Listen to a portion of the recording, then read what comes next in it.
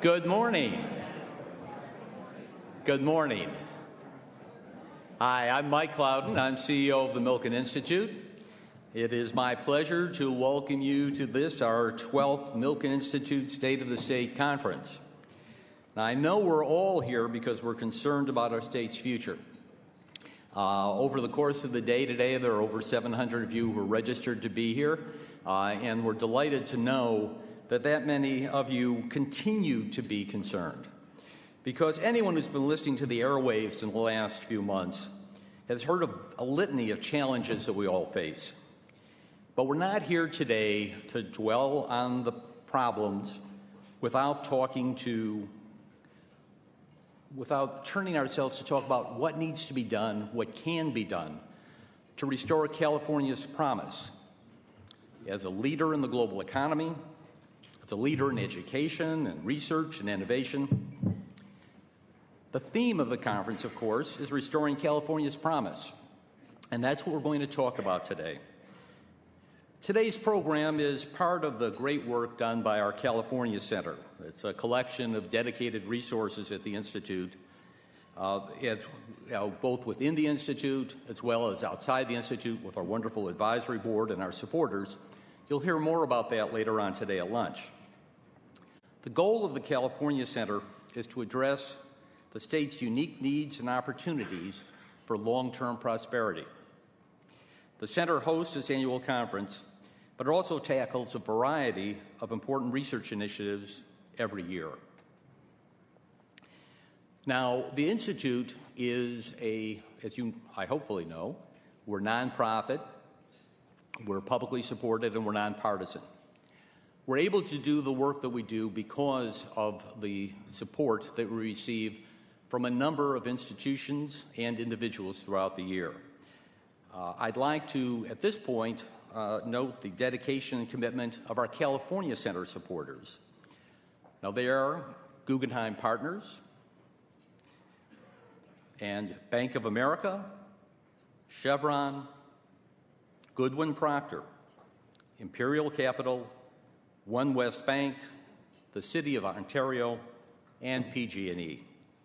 And I'd also like to thank Bloomberg, our media sponsor. Now, in addition to being the theme of this year's conference, Restoring California's Promise is also the title of a video and website project we launched earlier this year. As part of our effort to generate new ideas for moving California forward, we interviewed a diverse group of thought leaders, as well as accepting write-in submissions, asking people the very simple question: what would you do to get the state back on track? Now, you can view all of these online at our website. The website is up there on the screen now. And I urge all of you to add your voice to the discussion by submitting your own ideas. Now, today, we're going to share with you a small sample of the dozens of video responses that we've received in three main areas of concern: business, government, and education. So let's start with the first one.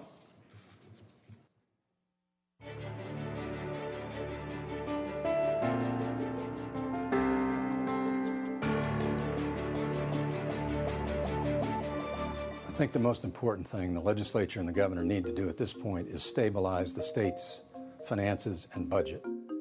Business needs predictability, it needs stability, it needs the ability to rely on state government to be steady as it proceeds forward. We need to promote business backgrounds here in California, and we have to coordinate.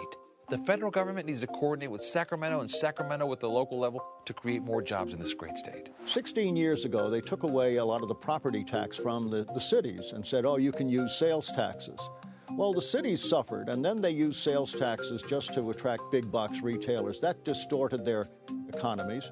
If they had to give the property tax back to them, sure, you take a risk, but they might use it for good purposes, like encouraging manufacturing industry, encouraging small entrepreneurs to start businesses in the community. I think it would be a terrific idea to think about a way in which we could have California's state government, county government, and our municipalities Think about depositing in local community banks headquartered in our state. Keep the money here at home so that we have the ability to make loans in our communities and create the jobs that we need here at home.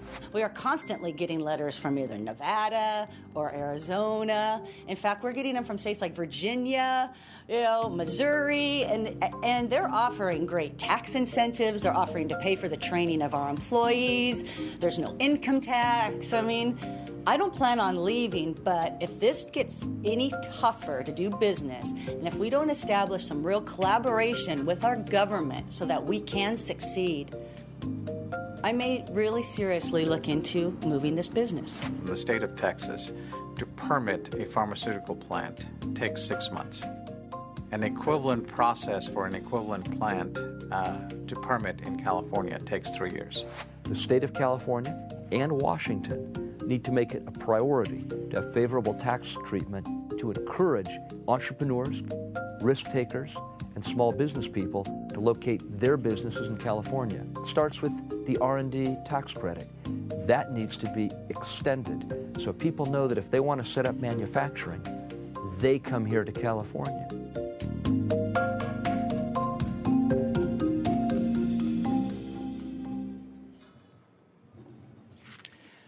We decided that it would be much better to show you some of these videos, giving you some people's ideas of the future, than the other alternative to try and deal with the problems here. We measured out the cost of Valium for everybody, and it was much higher than the cost of doing the videos. So, now, one brief housekeeping item. You've heard this at every event you've been to for the last 15 years. Please check your cell phones, your BlackBerries, turn them all either to silent mode or vibrate mode, and please, out of respect to our speakers and your fellow attendees, really appreciate your doing that. Please check to do that now if you haven't yet.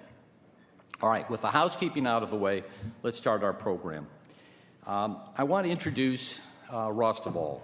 Ross is the Executive Director of Economic Research at the Institute. He oversees the research efforts on California, health economics, and regional economics, among many other topics. He's an expert in the knowledge-based economy, how regions can prepare themselves to compete in it, and he examines the many factors that affect regional economic activities, such as technology, labor force skills, entrepreneurship, and early-stage financing of companies. In addition to being an expert on the California economy, Ross is one of the nation's leading experts on health economics, and the groundbreaking study that he was the lead author on, An Unhealthy America, has been widely cited. And the report, which he again led on job creation, Jobs for America in February, has led to a number of policies having been adopted by the Obama administration, which said that has told us that they specifically used the study that Ross had led in supporting the job creation impact of those efforts. We're delighted to have him with us because he is a great treasure, one of the great resources of not only the Milken Institute, but the state of California. And now to give us his views of the state, Ross Duvall.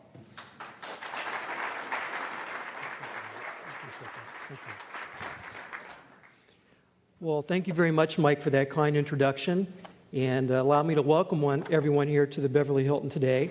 As Mike said, this conference is really about looking to the future and trying to restore California's promise because we all care.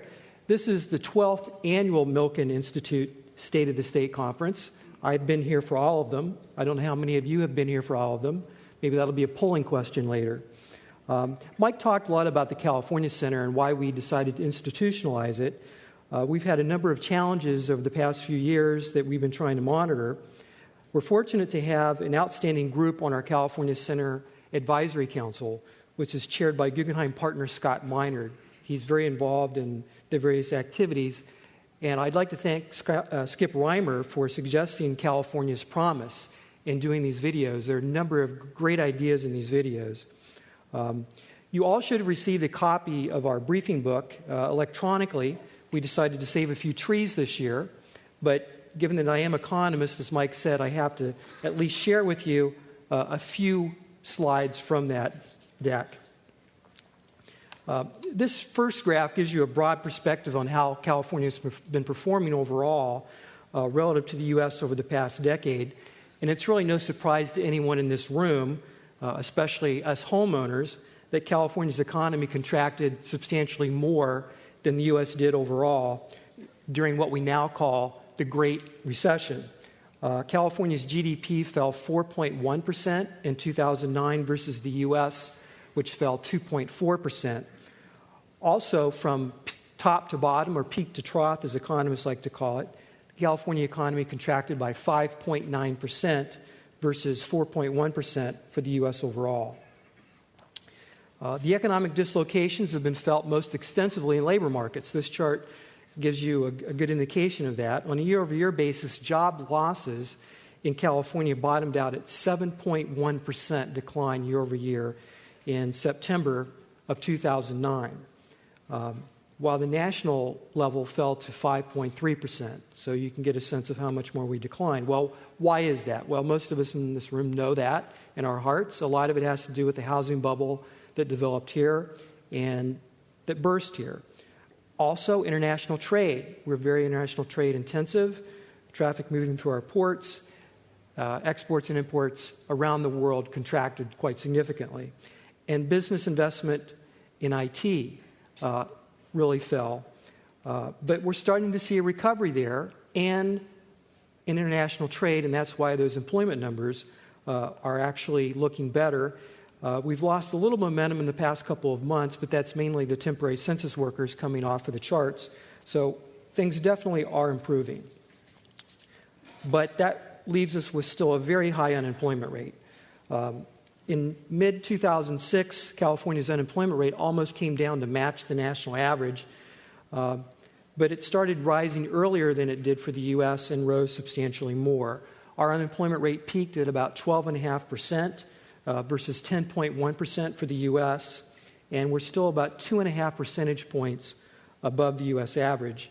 And as we'll discuss in a panel this morning, a lot of this has to do with small businesses that have not been hiring, creating jobs at the rate that they typically do at this stage in a recovery. Many of them claim that access to credit is one of the constraining factors in why they're not hiring.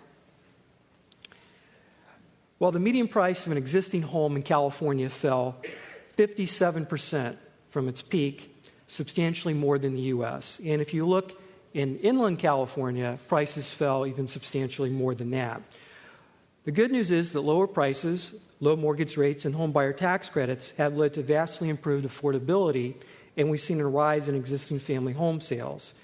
And also, the distressed properties that were out there have been finding new owners just at a lower price. And this rapid liquidation of inventory has allowed California's housing prices to actually show a 10% year-over-year increase in the second quarter of this year. I mentioned the port traffic. You can see how much exports and imports through California's ports fell during the recession. This reflects the contraction in international trade globally, but American consumers stopped purchasing items from Asia, especially China, and imports fell. And we've seen that harm the vast logistics infrastructure in Southern California especially. And because we're so export dependent, not only what's produced in California, but what is shipped through our ports, that had a very dramatic impact because we trade more intensively with Asia, and the economic rebound has been stronger. So this is actually one of the reasons why we've seen those numbers increase, is that exports to Asia and coming in from Asia have rebounded.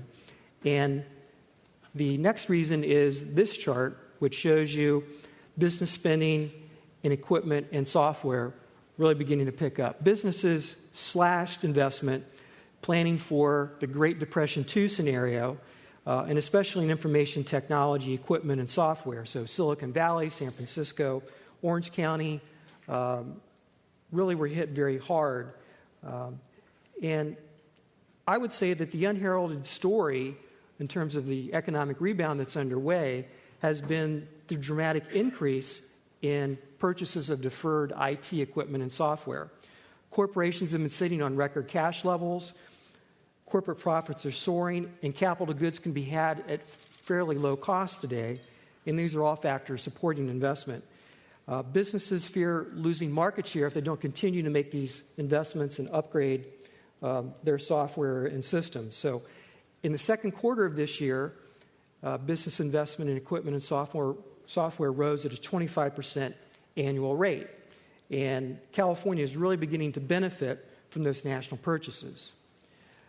Now, we do have to share some of the more gloomy news, which one of that is capital gains and stock options. And if you really want to understand the challenges the budget faces, this is it. As equity markets imploded and IPOs ground to a halt, California's collections of capital gains and stock options realizations plummeted from $16 billion in 2007 to about $5 billion this last fiscal year. And we've made a number of cuts in the state.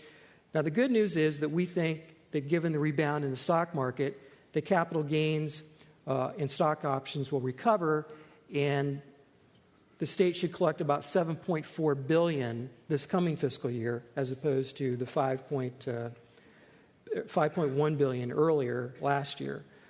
So the budget agreement that the governor signed with the legislature does have some teeth in it. Probably the most important thing is setting up a rainy day fund, which will be built up to about 10% of the general fund.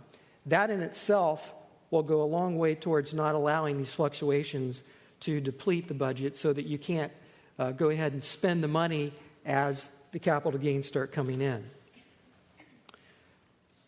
One other challenge that we face, and the really two interrelated issues, relate to longer-term factors, human capital and job creation. California is beginning to fall behind other leading states in measures of human capital. This is one that shows you the percent of the adult population with a bachelor's degree or greater. And you can see that we have now fallen to 16th with 26.5% of the adult population with a bachelor's degree or above. As recently as the year 2000, California ranked 8th on that measure. So we've fallen from 8th to 16th over that period of time. Massachusetts, as an example, is first in this category with a little bit over 34% of the adult population. And many other states there are above 30%. If we don't reverse this trend soon, we're going to have a very difficult time competing. Now, the good news is that when you look at other measures such as entrepreneurial activity, we have done much better, and we still are one of the top entrepreneurial states in the country and in the world for that matter. We have a unique system of collaborating agents with an unmatched ability to spawn new products, services, entire new industries, and sustaining some of the leading high-tech anchor firms in the country. We're able to stay on the leading edge of innovation. So this shows you the index of entrepreneurial activity. Further good news, this chart's a little hard to read, but let me try and give you the bottom line on it. We remain a leader in technology-led economic development. Based upon our research, we have 5 of the top 10 technology clusters in the nation, with Silicon Valley being the leading one in the world, the San Jose metro area. And we have very good strengths in nanotechnology, clean technology, green, and alternative energy.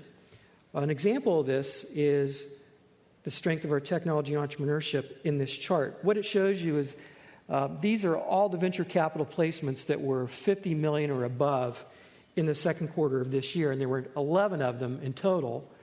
9 of them were to placements in California. So if you examine total venture capital placements in the second quarter, California dominates the statistic more than it ever has, more than in the dot-com boom, in fact. Silicon Valley was responsible for almost 45% of all venture capital placements in the United States in the second quarter. When you expand that to the state of California, we still had 58% of all VC placements in the country. It's a staggering figure, and I want to make sure that we keep in perspective that there's still a lot of strengths in this state. One of the strengths in this state is the entertainment industry. We undertook a number of studies this year, one of them being our report called Film Flight, led by Kevin Clouden, who was the senior researcher on the project. They really looked at what other countries and what other states are doing to try and attract film production post-production business such as digital special effects, animation, 3D and video game development, and really just how much this has cost California, because we have lost a lot of film production in the state. What we found is that there were a little over 35,000 jobs, either directly or indirectly, lost to other states and other countries, which is about $2.4 billion in wages, 4.2 in terms of economic output or GDP, as film production moved to some of these other states and countries. Perhaps most disheartening is that we've lost a number of films. One of them was Battle Los Angeles, which was shot in Louisiana, with Shreveport standing in for Santa Monica. I don't know about you, but we work in Santa Monica, and that's heresy. So we've been trying to work with leaders in the industry and in government to try and devise some incentives that would help people be able to work where they still live. Most of the industry still lives here, and they would like to work here more, and we have ongoing discussions to see what we can do to improve the tax incentives, which recently expired. The next study was just released, called Addressing California's Pension Shortfalls. Perry Wong was the senior research staff leading this effort. Many of you may or may not be aware, but we as taxpayers are on the hook for anything that the state government or the pensions themselves, the funds can't cover. By our calculations, if no corrective action is taken, the combined liability of the three major state pensions will be more than 5 times as large as total state tax revenue within 3 to 4 years. I mean, think about that statistic. So we need to make some adjustments. And this study really looked at various options that are available through increasing retirement age, increasing employee contributions, as well as perhaps moving to more of a 401k style benefit program. And if you haven't seen this study, I would encourage you to take a look at it. Mike Cloud mentioned the Jobs for America study that we did. We could have really called this Jobs for California because it looked at a number of different economic policy changes. We have a greater stake than anyone, and you'll see here in just a minute why that is the case. One of the policies that we looked at was increasing the R&D tax credit by 25%. That's the federal R&D tax credit, and making it permanent. Tax credits are an effective way to reduce the cost of innovation by increasing the incentives for R&D. And our R&D tax credits at the federal level are temporary. Other countries have made them permanent, and ours expired again at the end of December 2009. Congress still has not reinstituted this, although the Obama administration has called for it, and there's bipartisan agreement. I'm going to go out on a limb and say there may be some political reasons why that hasn't happened yet, but I do believe after the election that we'll get back to business and make this permanent. Why is that? Well, what we found is that by making them permanent, increasing them by 25%, within 10 years it would increase real GDP in the United States by about 1.2%. That's roughly $200 billion. And it would boost California by even more, 1.6%, looking forward. Another policy change we examined was modernizing export controls. We have an export control list that really stems from the Cold War era, restricting imports or exports of dual-use technology. And it's largely to countries such as India, China, even Israel, that we are subject to these controls. And what we looked at was modernizing these controls, making sure that the wrong sensitive technologies did not find their way into the hands of people that meant us harm. But on the other hand, when you look at exports of these technology products and services, most of our allies are already selling them to these countries. To China, for example. Germany sells a lot of these products to China. In fact, some of our companies, their parent companies are here in the U.S., they have subsidiaries in Germany so that they can export laser-guided machine tools to China because we can't export them here from the United States. It's just silly. I and I've been running through the halls of Congress a good deal this year trying to explain to them that it's silly. President Obama has signed an executive order loosening these controls, but it still requires an act of Congress. So if we are telling the Chinese they need to buy more from us, but on the other hand, we're telling them we are not willing to sell you what you want to buy, I would say that's our problem and not theirs. This is our best performing cities report, which was just released last week. Unfortunately, we have the state flag of Texas on the cover. 5 of the top 10 metros were from the state of Texas. 11 out of the top 25 in the country were from the state of Texas, with first and second both being Texas cities. I would say we could probably take a clue from Texas. We're still very good at creating companies. We're just not as good at growing them here. And that's really what we need to focus on. We have a very burdensome regulatory climate and a very high cost structure. We know that. But here's what it comes down to. Those are jobs and revenues lost in California. And I would argue that everyone sitting here at this conference has a stake in the future. And business leaders must stay engaged, especially in Sacramento. There's been reluctance over the years. Business leaders sometimes have taken a back seat.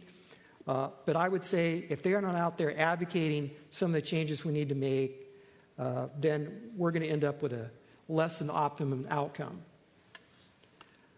All right, some magazine covers. Time magazine 20 years ago thought that California, the dream had faded. Subsequently, they changed their mind in a report that they did last year, why California is still America's future. We all know the attributes that we have in this great state. I would say the question really is, do we have the will to make these necessary changes? That's what it comes down to. So this morning we have a panel first that will look at the housing market, followed by one on improving access to credit for small businesses in California. This is what small businesses say is one of their biggest challenges. Then we have a panel before lunch that is a group of CEOs that will discuss ways on how to fix California to make it a more business-friendly state. And that will be moderated by our chairman, Mike Milken. Our lunch session is really a panel of political experts led by Frank Lutz that will focus on the forthcoming elections and how they will affect California. I'm sure there'll be some national discussion as well, but really principally, what does it mean for California? Then the first panel this afternoon looks at innovation in California. And then the last panel is on public pensions in the state and what we might be able to do to reform them. If we could, let's please put up polling question number 1. As in the past, we have a few polling questions embedded in the panels throughout the day. We get some real-time interaction, and there are devices on your tables that you can respond with. So please take turns. I think there are 6 or 7 per table, so grab one of those. And we'll give you about 30 seconds to give you responses. And we'll display the results on the screen. So the question really is, what is the top immediate issue for the next governor should address? 1, housing/foreclosures, access to credit for small business. 3, job creation/business retention. 4, K through 12 education. And 5, dysfunctional government in Sacramento. So those are the responses. I'll give you just 5 more seconds to get them in, and then we'll see what the audience thinks is the answer to that question.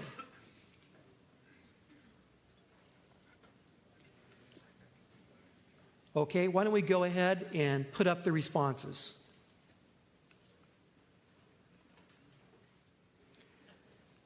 Well, I guess not surprising since we have largely a business audience today. Number 3, job creation and business retention. That warms my heart. Of course, a lot of the K through 12 education is factored into that, but I think we've just told the next governor what they need to do upon taking office.